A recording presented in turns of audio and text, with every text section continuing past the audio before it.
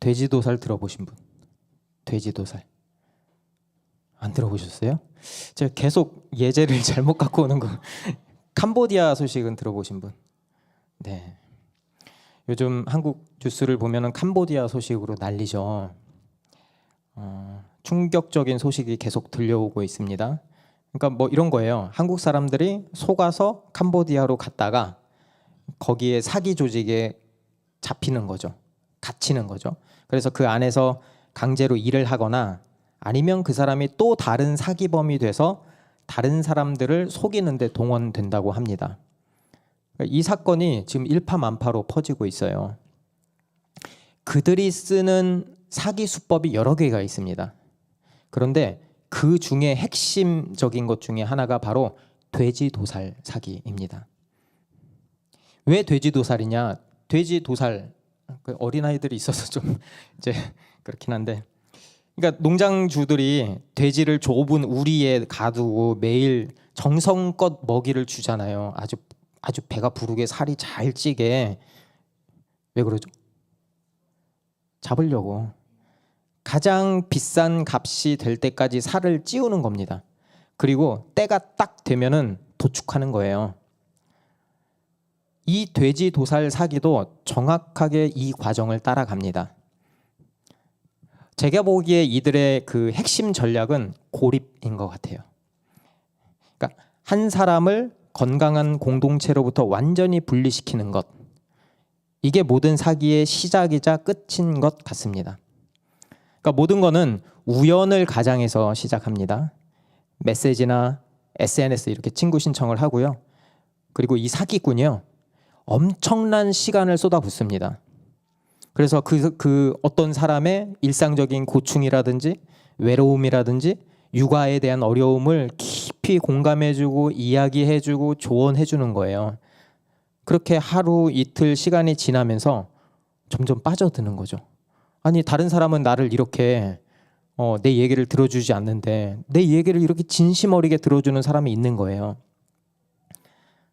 그렇게 친해지고 마침내 이 사람이 나를 누구보다 잘 아는 한 사람이 됩니다. 그때가 되면 옆에 친구나 가족이 야, 이거 위험한 것 같아, 좀 아닌 것 같아 라고 아무리 이야기를 해도 그 조언이 안 들려요. 그러니까 오히려 그 친구나 가족들이 우리 사이를 질투하는 방해물, 이 정도로 여기게 되는 거죠. 그래서 사기꾼한테 더 의존하게 되고 나중에는 스스로 고립을 선택하게 됩니다. 그리고 그 신뢰가 최고조에 달했을 때 그때 사기꾼이 투자를 권하는 거예요. 이건 우리 둘만의 비밀이야. 그 모니터 조금만 켜주세요. 네. 이렇게 속삭이는 거죠. 이거 아주 특별한 정보니까 아무한테도 말하지 마. 이거 새 나가면 안 돼. 너만 위한 거야. 근데 우리가 바보는 아니잖아요. 처음에 의심을 해요. 그런데요, 이들의 그 사육 시스템이 얼마나 치밀하냐면요, 처음에는 작은 돈으로 시작했는데요. 그리고 실제로 수익이 나고 인출도 되는 거예요. 그러니까 내가 수익을 넣고, 그러니까 어느 누구도 강요하지 않거든요. 내가 이렇게 넣어보고 한 100만 원 넣었는데 200만 원이 된 거예요. 200만 원을 넣었는데 400만 원이 된 거예요. 400만 원을 넣었는데 800만 원이 된 거예요. 800을 넣었는데 2000이 됐어요. 그때 여러분 어떻게 하실래요? 처음에 100만 원 할 때는 의심이 든다니까요. 근데 계속해서 성공을 맛보면은 그때 의심이 점점 확신으로 바뀌어요. 그리고 그때 한탕 하는 거죠. 내 전 재산 밀어 넣는 거죠. 대출까지 받는 거죠. 야, 이거 한 번 이렇게 한 3억 태우면 10억은 벌겠다. 내 노후 자금 끝이네. 이렇게 하고 끝내자. 그때가 도살할 때예요. 그때 채팅하던 그 앱이 멈춰버리고 어제까지 사랑을 속삭였던 그 사람이 연기처럼 사라져 버립니다. 이 사기가 굉장히 무서운데 이게 단순히 돈만 훔치는 게 문제가 아니라요, 한 사람의 희망까지 도살해 버리는 거예요. 그래서 무서워요. 그래서 우리가 이 에피소드를 보면서 묻는 것 같아요. 도대체 왜 그 피해자들은 고립을 선택했을까? 조금 더 확장해 보면 어쩌면 우리 삶에서도 그런 비슷한 고립이 일어나고 있지는 않을까 하고 말이죠. 오늘 본론으로 들어가 보면 바울이 빌립보 성도들한테 이렇게 이야기를 해요. 27절에 여러분은 오로지 그리스도의 복음에 합당하게 생활하십시오. 여러분이 한 정신으로 굳게 서서 한 마음으로 복음의 신앙을 위하여 함께 싸우며. 여기서 반복되는 단어가 보이시죠? 하나. 우리 귀에 못이 박히도록 들었잖아요. 그렇죠? 우리 기업에서도 마찬가지예요. 기업에서도 밖에는 야생이잖아요. 그래서 얼마나 힘들어요. 피를 토하면서 싸우잖아요. 그런데 거기서 기업에서는 이 구성원들의 역할이 매우 중요합니다. 그러니까 기업 안에 확실한 비전과 목표가 있어야 되고, 그렇다면 그 구성원 모두가 그 비전과 목표를 향해서 하나 돼서 똘똘 뭉쳐야 됩니다. 그래야 이 험악한 경쟁 체제에서 살아남을 가능성이 조금이라도 올라가는 거죠. 그 사람들이 왜 하나로 뭉칠까요? 그렇게 여러 가지 이유가 있겠죠. 돈 중요하죠. 그런데 저는 그렇게 똘똘 뭉치는 거는 단순히 돈 때문은 아닌 것 같아요. 물론 돈도 중요하죠. 그런데 그거를 훨씬 뛰어넘는 의미가 있어야 하지 않을까 싶습니다. 제가 예전에 이제 종종 말씀드렸지만 그 중국에서 배터리 공장 짓는다고 프로젝트에 투입됐거든요. 근데 너무 힘드는 거예요. 그러니까 월, 화, 수, 목, 금 뭐 새벽 1시, 2시 맨날 이렇게 퇴근하고 그게 뭐 한 달, 두 달, 1년, 2년 이렇게 가니까 어떻게 버텼을까 싶어요. 제가 지금 돌아보면 그거를 한번 생각해 보니까 어쩌면 자부심 때문이 아니었을까 싶어요. 내가 이 회사에서 처음으로 배터리 공장을 짓는데 그 일조한다는 그 자부심, 그리고 그 인정, 그 당위성이 저를 움직인 거예요. 그렇게 힘든데 돈을 그렇게 많이 주지도 않아요. 좀 줘요. 네. 네. 다른 사람들도 그렇게 움직인 게 아닌가 싶어요. 근데 그 안에 가보면 진짜 뉴스에는 굉장히 깔끔하게 멋있게 나오지만 난장판이에요. 야근을 밥 먹듯이 하고, 고객은 막 공장 라인이 멈추니까 막 고래고래 소리를 지르고 욕을 하고, 그러니까 왔다가 한 달 안에 도망가는 사람이 그렇게 많아요. 그럼에도 불구하고 구심점이 있는 사람들이 하나로 똘똘 뭉치니까 프로젝트가 굴러가더라고요. 이것만 봐도 하나 된다는 거는 절대 쉽지 않습니다. 그런데 교회는 어떨까요? 우리가, 저도 그렇고 하나라는 말을 입에 달고 살잖아요. 그런데요, 제가 정말 솔직하게 이야기하면 교회만큼 하나 되지 못하는 곳은 없는 것 같아요. 인정하세요? 인정하세요? 안 하세요? 하나라는 말은 좋은데 그게 현실에서 구현이 되냐는 거예요. 어제 악수하고 웃으면서 말했지만 오늘 싸우는 게 오히려 더 자연스러워지는 거죠. 모두가, 이렇게 교회 오는 분들은 모두가 이야기해요. 함께 잘 되자고, 서로 하나 되자고. 그런데 교회를 오래 다녀본 분들은 알아요. 그게 얼마나 어려운지. 처음에 오면은 서로 거리를 둬요. 안 친하니까. 예의 바르게 행동합니다. 그리고 속마음을 내비치지 않아요. 그런데요, 하루, 이틀, 3일, 4일 이렇게 시간이 좀 지나면 좀 친해지면은 달라져요. 그리고 상대방이 거슬리기 시작합니다. 상대방의 말투가, 행동이 거슬리는 거죠. 그렇게 한 번 참고 두 번 참다가 세 번째 폭발을 하는 거죠. 그러면 트러블 있는 그 사람을 아예 피하거나 아예 상종을 안 하거나 아니면 싸우거나 이렇게 선택을 합니다. 근데 뭔가 직접적으로 같이 한다. 그게 아니고 뭔가 뭉쳐서 같이 한다. 그러면 뭐 난리 부르스죠. 작은 것 하나, 겉에서 보기에는 작은 것 하나처럼 보이는데 그게 분열의 씨앗이 돼서 서로 피 터지게 싸우는 거죠. 그렇게 겪어보면, 여기 이제 저보다 연세도 있으시고 하는 분들이 있지만 그거 오래 겪잖아요. 그러면은 자연스럽게 우리가 이렇게 이야기해요. 적절한 거리를 두는 게 맞지 않나? 이게 더 합리적이지 않나? 서로 상처를 주고 받을 필요가 있나? 어차피 교회가 그런 데인데. 경험으로 터득했잖아요. 얼마나 진리예요. 그런데요, 이 적절한 거리가 때로는 우리를 위험에 빠뜨리는 함정이 될 수도 있습니다. 여러분, 기업이 하나 되었는지는 제가 보기에는 위기 상황을 겪을 때를 보면 알 수 있는 것 같아요. 그러니까 회사가 만약에 어렵다면 회사에 로열티가 없는 사람들은 이직해버려요.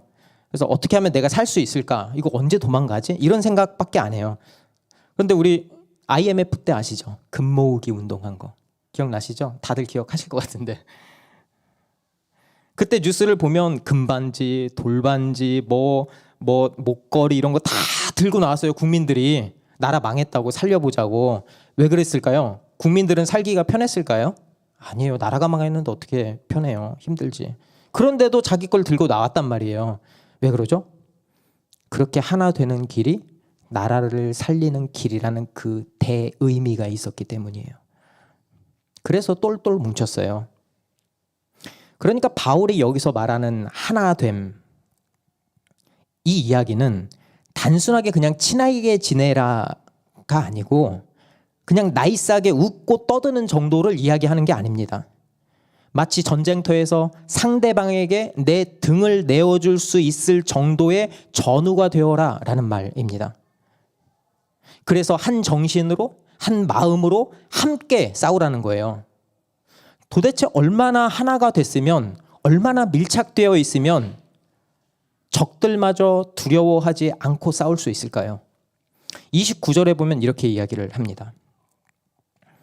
하나님께서는 여러분에게 그리스도를 위한 특권, 즉 그리스도를 믿는 것뿐만 아니라 또한 그리스도를 위하여 고난을 받는 특권도 주셨습니다. 여기서 바울은 그리스도의 특권을 두 가지를 이야기합니다. 첫 번째는 그리스도를 믿는 특권, 둘째는 그리스도를 위하여 고난을 받을 특권. 이 두 가지를 선물로 주셨대요. 여러분, 이게 말이 됩니까? 저는 솔직히 이해가 안 돼요.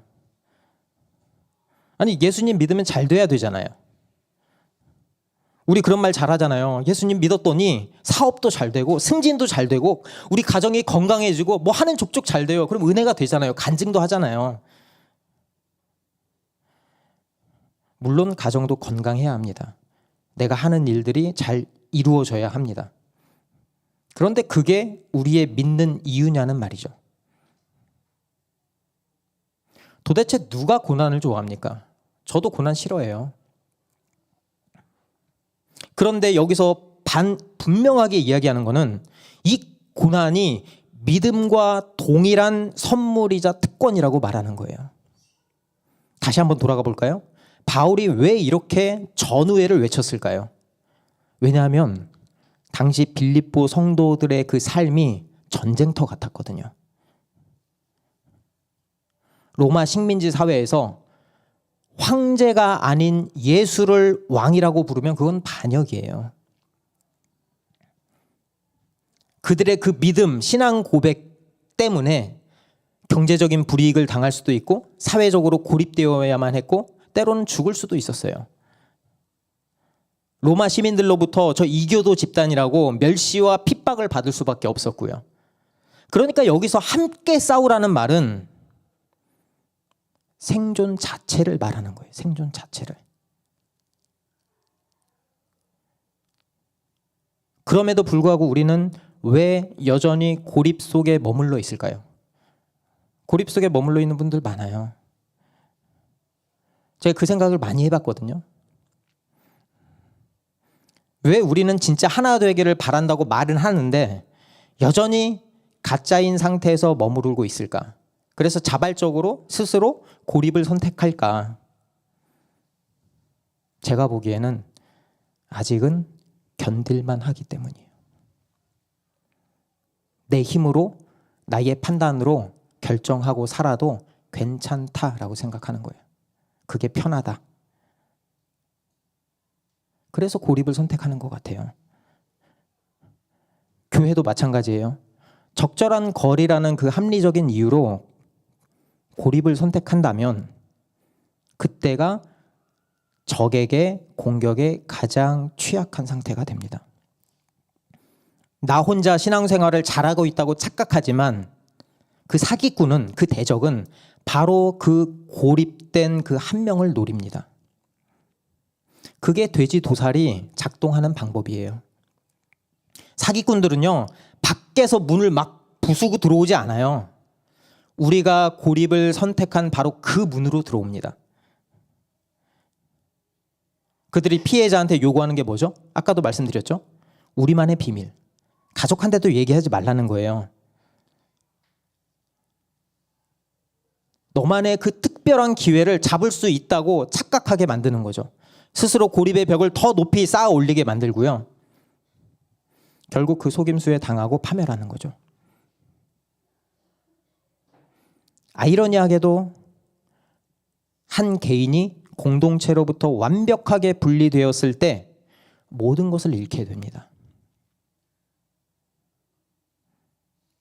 그렇다면 하나님이 이 치명적인 고립을 도대체 어떻게 깨트리실까요? 이 고립이 위험하다고 했잖아요.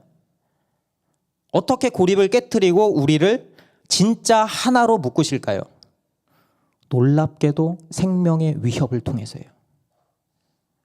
고난이라는 망치로 때리는 거예요. 위협이 코앞에 닥치면 우리가 생명의 위협을 느끼면 비로소 알게 되는 거죠. 아, 나 혼자서는 안 되는구나. 이러다 죽겠구나. 그때 비로소 내가 알아서 판단하면 된다는 그 교만이 깨지게 됩니다. 그러니까 빌립보서 1장 29절에서 말하는 그 고난은 믿음과 함께 우리에게 주어지는 특권이 되는 거예요. 특권이 되는 이유는 제가 살펴보니까 한 3가지 정도 있어요. 첫 번째는 고난은 구출입니다. 구출. 고난은 우리가 완전히 고립되어서 돼지 도살 당하듯이 속절없이 무너지기 전에 하나님이 고난이라는 것을 통해서 끌어내는 구조의 신호입니다. 그래서 혼자 버티던 그 자리에서 끄집어내서 함께 서게 만드는 거죠. 하나님이 개입하시는 거죠. 그래서 특권이에요.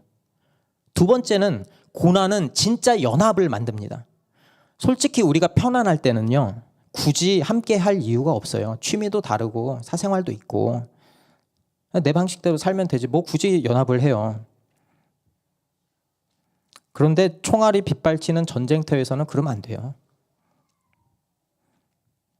생명이 위태로운 그 참호 속에서는 혼자 버틸 수가 없습니다. 그때는 서로에게 등을 맡겨야 돼요.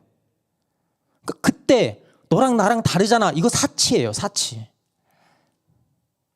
서로 붙잡고 있지 않으면 죽거든요. 그렇게 고난이 오면 진짜 우리를 하나로 만들어요. 정말로 하나로. 그래서 특권입니다. 세 번째는 고난은 우리의 신분증이자 무대입니다.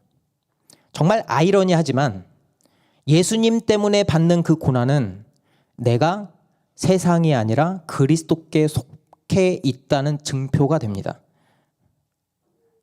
세상은 고난 앞에서 무너지죠. 하지만 믿는 사람들은 그 자리에 굳건히 서 있는 거예요.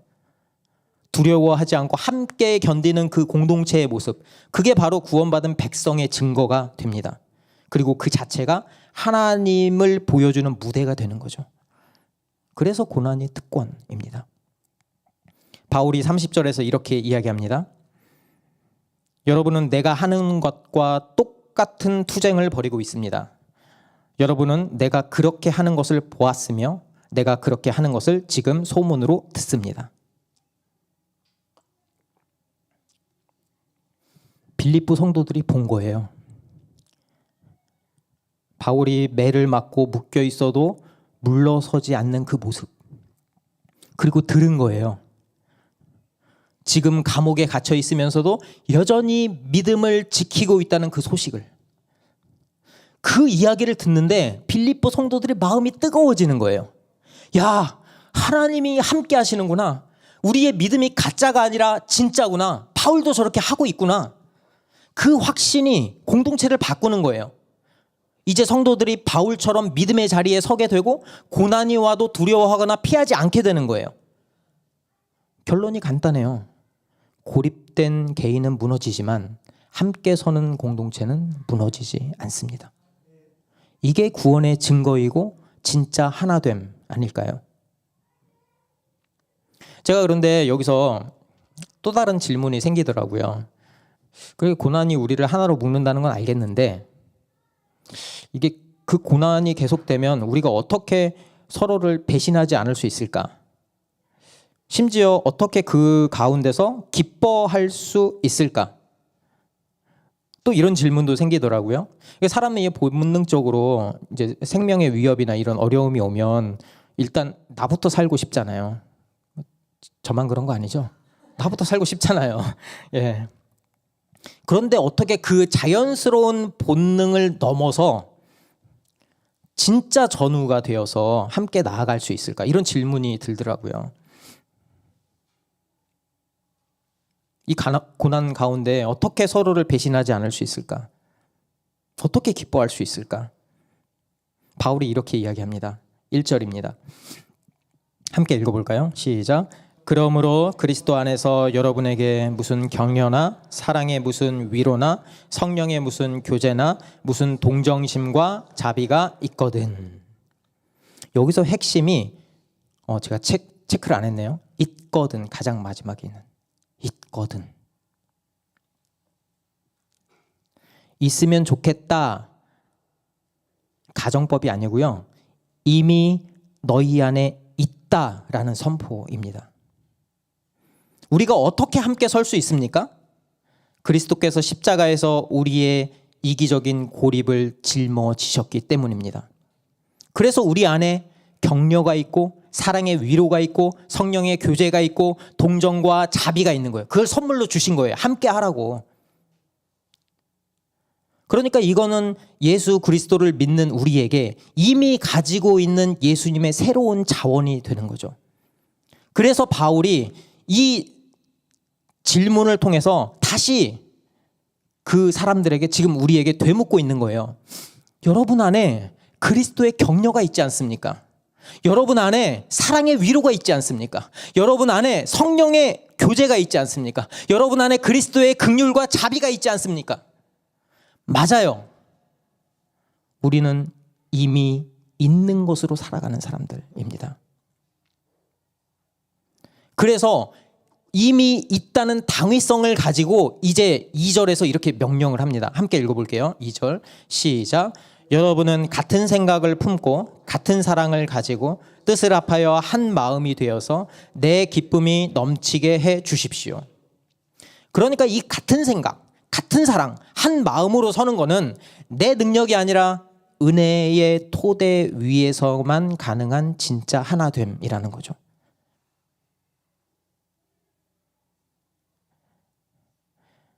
그렇게 해서 이제 3절, 4절에서는 하나됨의 구체적인 실천 지침이 나옵니다. 두 가지 명령을 해요. 두 가지 명령. 3절 한번 볼까요? 무슨 일을 하든지 경쟁심이나 허영으로 하지 말고. 그러니까 당위성을 이야기했고 그 다음에 이제 그 당위성을 가지고 실천 지침을 이야기하는 거예요. 바울은 그 한 마음을 깨트리는 두 가지 독소를 정확하게 지목합니다. 첫 번째가 경쟁심입니다. 저 사람보다 내가 더 나아야지.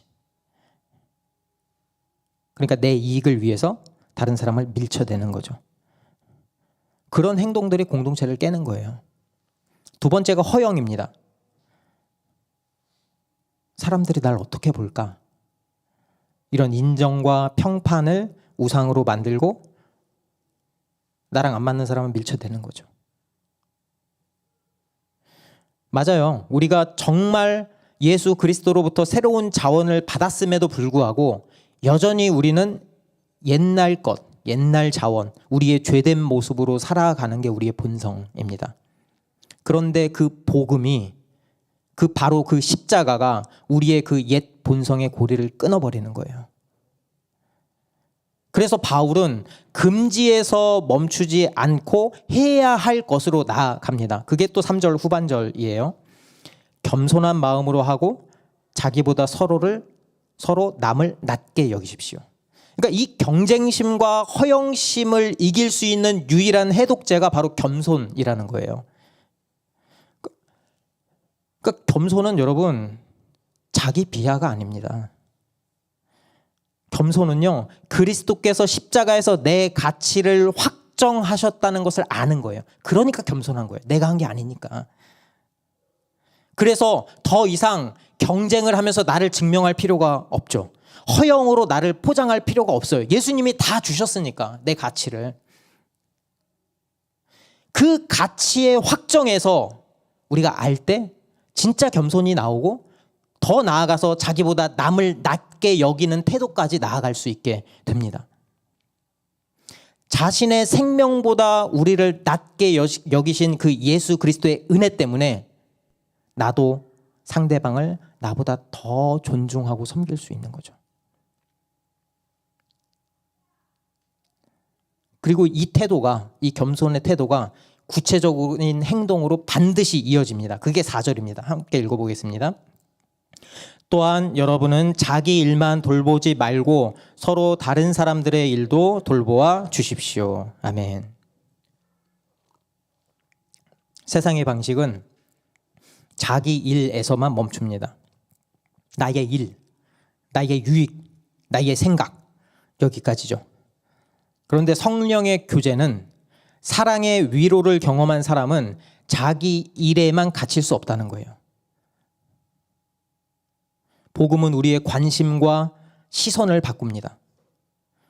나의 일에서 다른 사람의 일을 보게 되는 것이고, 나만의 필요에서 형제의 필요를 볼 수 있게 되는 것이고, 나만의 생존에서 공동의 유익까지 나아갈 수 있는 눈, 태도, 마음, 행동까지 갖게 되는 거예요.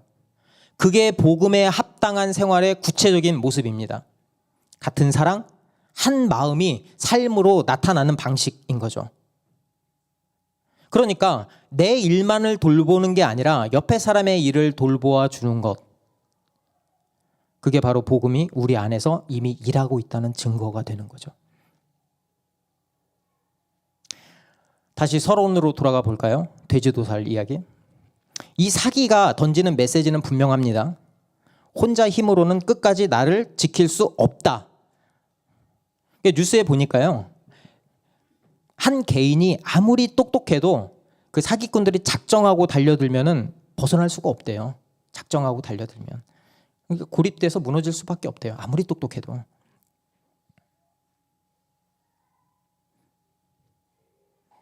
우리도 고립되죠. 우리의 삶의 끝, 죽음 앞에 서면 누구나 절대적인 고립과 마주하게 됩니다. 그리고 이때 복음이 필요해요. 이때 복음이 이야기합니다. 오직 그리스도 안에서 함께할 때만 참된 안전과 소망이 있다고 말이죠. 우리의 인생은 불확실하고 내 힘으로 잘 안 되잖아요. 그렇죠? 그런 한계 느껴보셨어요? 저는 많이 느끼거든요. 복음이 그 한복판에서 길을 여는 거예요. 함께 서는 길을 말이죠. 그리스도 안에서 함께 서면 무너지지 않습니다. 왜냐고요? 예수님이 십자가에서 우리의 모든 고립을 짊어지셨기 때문에, 부활로 죽음의 벽을 영원히 깨뜨리셨기 때문에, 그리고 그 예수님이 지금도 우리와 함께 하시기 때문에. 여러분 오늘 이 말씀을 전하게 하신 하나님의 이유가 있을 거예요. 여러분 선택하셔야 됩니다. 온갖 이유, 내 경험, 내 지식, 나의 불편함, 이런 이유를 대면서 적절한 거리라는 그럴듯한 말 뒤에 숨어서 고립을 선택할 것인지, 아니면 주께서 주신 새로운 자원, 격려, 사랑의 위로, 성령의 교제, 동정과 자비로 함께 서는 공동체가 될 것인지, 여러분 선택해야 돼요. 그 선택을 하려면 어떤 게 진짜 가치가 있느냐라는 판단이 되어야 되겠죠. 고통마저 감수할 수 있을 만큼 가치가 있는 것이냐. 아직 이 자리에 아직 믿음이 없는 분들, 예수님을 구주로 영접하지 않은 분들이 있다면 제가 이렇게 말씀드리고 싶어요. 그 고립, 불안, 한계 혼자서 풀 수 없습니다. 마지막 그 죽음 앞에서 아무리 잘 먹고 잘 살아도, 아무리 관계가 좋아도, 아무리 내가 하고 싶은 거 다 해도 필연적으로 죽음은 찾아와요. 그 완벽한 고립.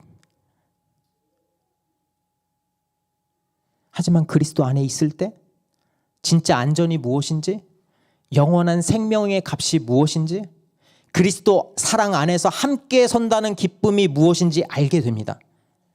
혹시 조금이라도 마음이 움직이면 그 문을 열어주세요.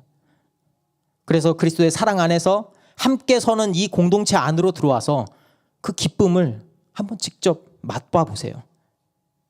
여러분, 도살당한 다음에는 늦어요. 도살당했으면 끝이에요.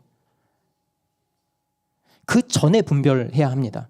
우리 인생도 마찬가지입니다. 모든 것이 끝나기 전에 바로 지금이 그리스도께로 돌아갈 수 있는 가장 좋은 때입니다. 우리는 그리스도 안에서 함께 서 있을 때 강합니다.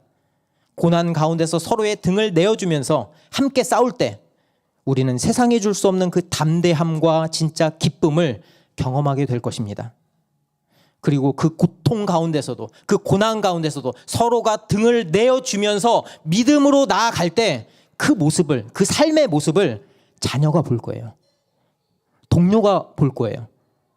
들을 거예요. 그리고 물어볼 거예요. 너희가 믿는 그 복음이 도대체 뭐냐? 이 상황 가운데서 어떻게 기뻐할 수 있냐? 여러분, 그게 전도예요. 그렇게 안 살고 어떻게 전도가 됩니까? 여러분, 저와 여러분이 모두 그리스도 안에서 함께 기쁨을 누리는 공동체가 되기를 간절히 소망합니다. 그런 마음 가지고 함께 찬양하면서 기도의 자리로 나아가겠습니다.